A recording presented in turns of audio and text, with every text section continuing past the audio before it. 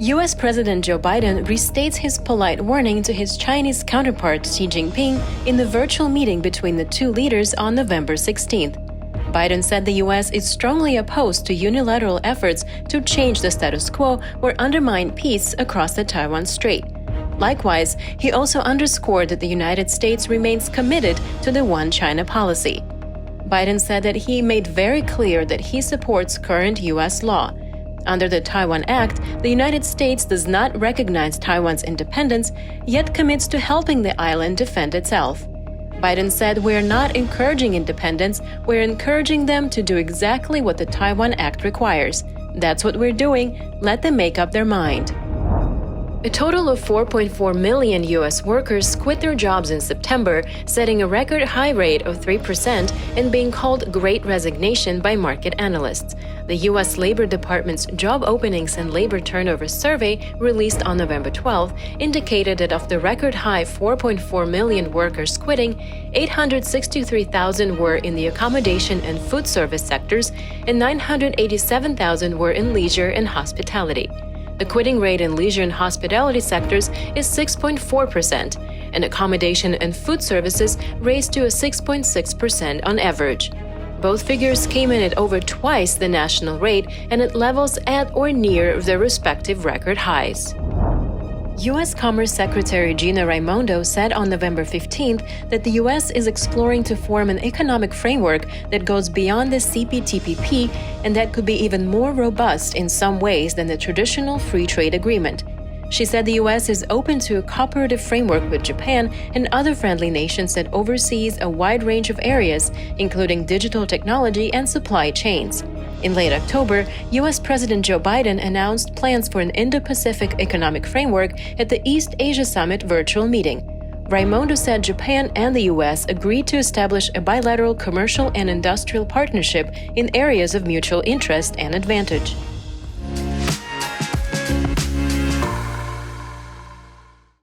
Hello, I'm Wade Lee. Thank you for joining us on this week's Funday News. Here are your top stories. A much-anticipated meeting between the two global powers took place on November 16th. Under close watch and high hopes, U.S. President Joe Biden and Chinese President Xi Jinping held a virtual meeting. The two leaders discussed the complex nature of relations between the two countries and the importance of managing competition responsibly. After the more than 3-hour-long dialogue, Biden told reporters that he made very clear his support for current U.S. law and the U.S. position when it comes to the stability across the Taiwan Strait. According to the current U.S. law, the U.S. has reaffirmed numerous times that the Taiwan Relations Act, enacted on April 10, 1979, and 6 assurances passed in 1982 and formally in wording in 2016, are cornerstones of U.S.-Taiwan relations.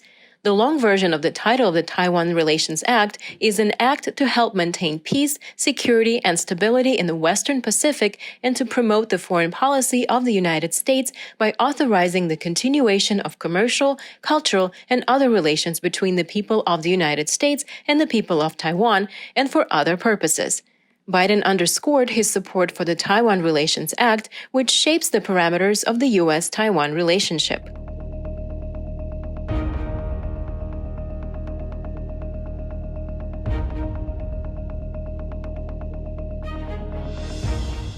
Furthermore, in 1982, the 6 assurances were passed as unilateral U.S. clarification to the third communique between the U.S. and the PRC. And in 2016, the formal content was adopted by the U.S. House of Representatives.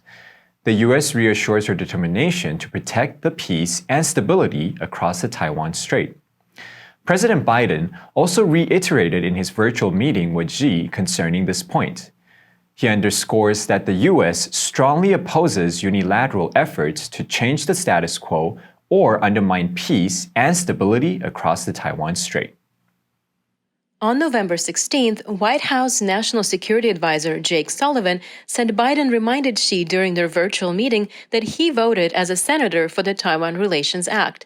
So he understands deeply firsthand that the act makes clear that any effort to shape Taiwan's future by other than peaceful means is of grave concern to the United States. Biden said that the U.S. position on Chinese sovereignty has not changed. One China policy has not changed, and Biden said there was not any change in the U.S. policy toward Taiwan. "We are not going to change our policy at all," he said.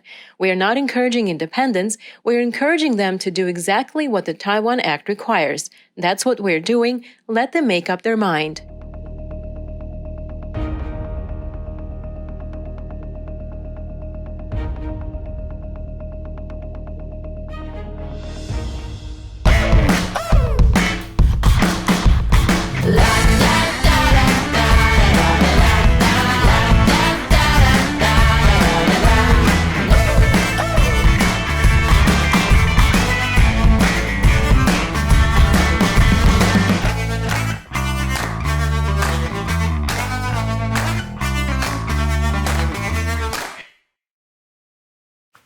In September alone, a total of 4.4 million U.S. workers quit their jobs.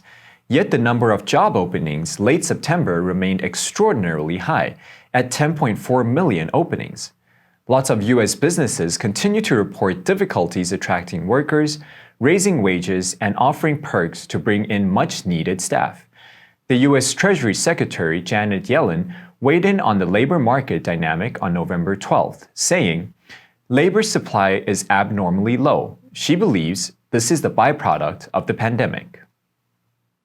Yellen said that she thinks part of it reflects concerns about COVID and exposure to COVID, especially in jobs that involve public-facing activities. The 4.4 million data show that workers in sectors with a lot of face-to-face interaction with other people, such as in accommodation and food services, were quitting their jobs in September at record or near-record numbers. Of the 4.4 million workers quitting, 863,000 were in accommodation and food services, and 987,000 were in leisure and hospitality. Another reason for what Yellen called an abnormally low supply of labor was a shortage of childcare workers and educators, which creates childcare problems and also tends to suppress labor supply.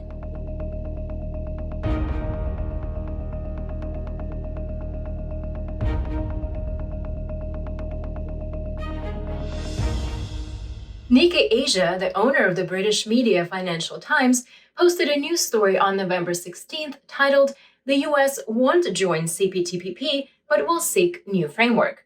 It quoted the remarks of the U.S. Commerce Secretary Gina Raimondo, who said that the U.S. looks to form an economic framework that goes beyond the comprehensive and progressive agreement for Trans-Pacific Partnership.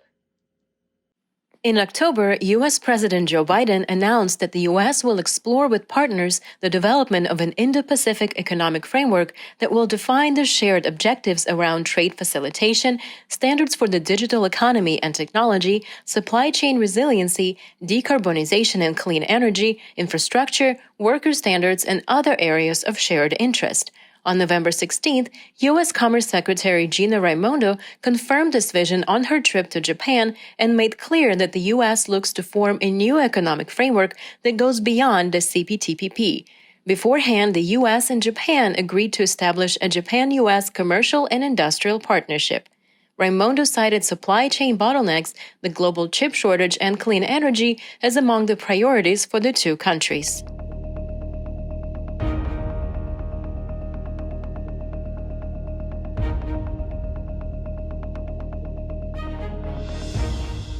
And that's all the time we have for today. Thank you for joining us on this week's Fun Day News. Let's make every day a fun day. I am Wade Lee, your host, and I'll see you next time.